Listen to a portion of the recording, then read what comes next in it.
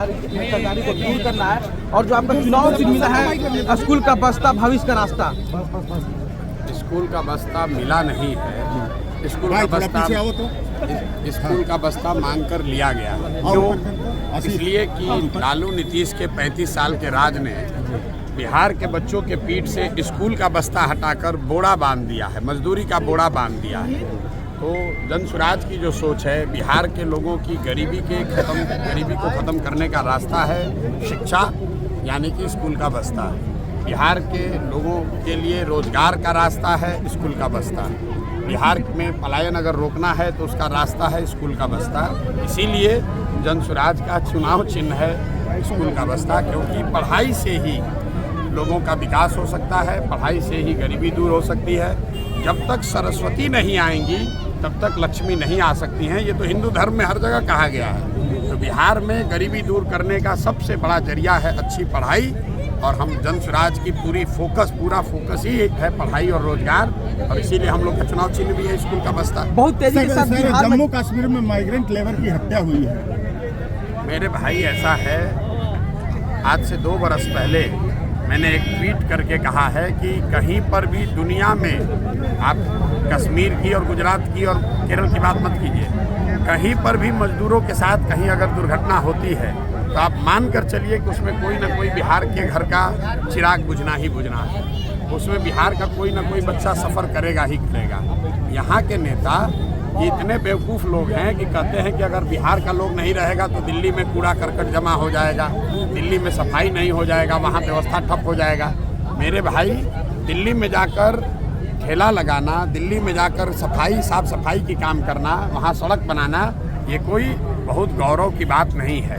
गौरव की बात तब होती कि बिहार में हम लोग सब्जी का खेती करते और यहाँ से हम लोग सब्जी भेजते और दिल्ली वालों को बताते कि मेरे भाई, अगर बिहारियों को बिहारी करके अपमानित करोगे तो सब्जी बंद कर देंगे, तुम्हारा खाना दाना बंद हो जाएगा। तब तो गौरव की बात होती। हमारे बच्चे जाकर अगर दिल्ली के सड़कों पर, बॉम्बे के सड़कों पर सब्जी बेच रहे हैं, वहाँ की सफाई कर रहे हैं, तो ये गौरव की बात नहीं है, ये अफसोस की बात है। लेकिन जो नेताओं का बयान आता है कि हम लोगों से ही बॉम्बे चल रहा है, हम लोगों से ही दिल्ली की व्यवस्था चल रही है, बिहारी नहीं रहेगा तो काम ठप हो जाएगा, ये गौरव की बात नहीं है। ये नेताओं की मूर्खता को दिखाता है, और ये दिखाता है कि 30-35 साल में कैसे लालू नीतीश के राज में बिहार राज्य में पूरा राज्य अनपढ़ों का और मजदूरों का राज्य बन गया है।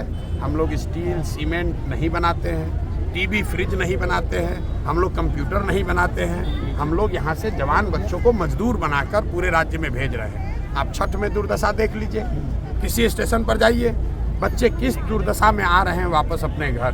कोई लैट्रिन में सोकर आ रहा है, कोई लटक कर आ रहा है, कोई जानवर की तरह ट्रीट किया जा रहा है।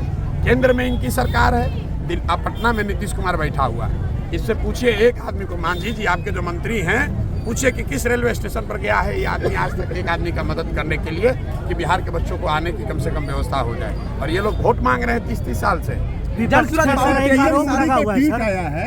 पीएम मोदी का ट्वीट आया है जिसमें कहा गया है कि कांग्रेस जो एहसास हो गया है कांग्रेस को कि जो खोखले वादे करते हैं उसको पूरा करना कितना मुश्किल है। अरे भाई, ऐसा है, वो पीएम मोदी का मामला, अभी मामला बिहार का है। बिहार में मोदी जी ये बताएं कि बिहार के लिए 12 साल में उन्होंने क्या किया। जो भाजपा के समर्थक हैं, मैंने उनको पिछले 2 साल से खुली चुनौती दे रखी है। भाजपा ने, मोदी जी ने बिहार के लिए कुछ किया या नहीं किया, इस बात को छोड़ दीजिए। मोदी जी ने बिहार के लिए पैसा प्रोजेक्ट दिया कि नहीं, इसको भी छोड़ दीजिए। 12 बरस में मोदी जी ने अगर बिहार के विकास के लिए एक बैठक किया है, एक बैठक, काम नहीं, अगर एक बैठक किया है, वो आप हमको प्रमाण दिखा दीजिए। जन स्वराज मोदी जी का समर्थन कर देगा। जन स्वराज बिहार में बहुत तेजी से पनप रहा है, अपना छाप छोड़ रहा है। इससे विपक्षी दलों में जो है काफी हलबली मच गया और लगातार आप पे आरोप लगाया जा रहा है कि 1-1 लाख रुपया वोटरों को दिया जा रहा है। भाई, यहाँ पर जितने लोग आए हैं, ये देखिए, पहले तो नेताओं ने खुद लूटा, तो सावन के अंधे को सब हरियाली दिखती है, तो इनको लूटने की आदत है। अब ये अपने साथ साथ जनता को भी चोर बता रहे हैं। आप इमामगंज की जनता से बात कर लीजिए, और कोई आदमी अगर ये बता दे कि जन स्वराज ने उसको 10 रुपया भी दिया है तो आप उनको पकड़िए। एक आरोप है सर, ऐसा है, केंद्र में सरकार है मांझी जी की, भाजपा की, तो ईडी उनके पास, सीबी उनके पास, इलेक्शन कमीशन उनके पास, इनकम टैक्स उनके पास। तो अगर किसी को 1 लाख रुपया दिया गया है तो उसको पकड़ लें और पकड़ के फिर उस पर कार्रवाई करें। एक आरोप पे आप पे लगता है कि सही लोग सामूहिक प्रयास जो आपका लगातार आप लोगों में लगा करके चलते हैं, तो विपक्ष के जीतन राम मांझी के बेटे संतोष मांझी जी एक बार बता रहे थे आपके बारे में कि उन्होंने जो अपना लीडर चुना है, जैसे बेलागंज में अजमत हो गए या फिर यहाँ पे जितेंद्र जी हो गए, इन पर भी क्रिमिनल एक्ट लगा हुआ है। साथ ही साथ 9वीं फेल का टैग देते हैं आप और इंटर पास है। सुन लो मेरी बात, 9वीं फेल होने से कोई आदमी की ताकत या उसकी योग्यता नहीं झलकती है। कई बार जब आप किसी गरीब परिवार में पैदा हुए या आपके गांव में स्कूल नहीं है तो आपकी फॉर्मल शिक्षा नहीं होगी। लेकिन अगर आप मुख्यमंत्री के लड़के हैं, आपके माँ बाप मुख्यमंत्री हैं और आप 9वां भी पास नहीं किए, तो आपकी योग्यता से ज़्यादा ये इस बात को दिखाता है कि शिक्षा को लेकर आपका नज़रिया क्या है, शिक्षा को लेकर आप सोचते क्या है। मैं वो बात कर रहा हूँ। बात जहाँ तक जनसुराज के उम्मीदवारों की है, तो यहाँ पर जितेंद्र पासवान जी चुनाव लड़ रहे हैं। इस क्षेत्र में अभी तक हमको तो कोई ऐसा नहीं मिला जिसने ये कहा हो कि ये आदमी अपराधी है।